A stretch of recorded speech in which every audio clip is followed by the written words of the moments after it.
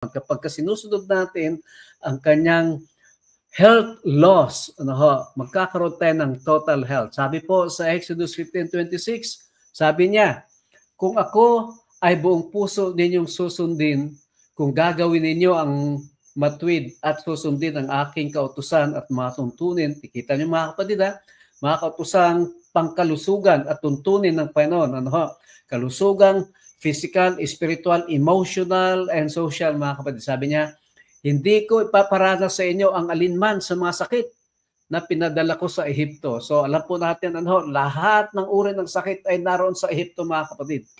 Pero kapag sinunod na po natin ang panuntunan ng Panginoon ukol sa malusog na pamumuhay, magkakaroon tayo ng total health. Sabi niya ng Panginoon, hindi tayo magkakasakit. Sabi niya, akong si Yahweh, ang inyong manggagamot. At kung magkasakit ba tayo, siya ang ating manggagamot.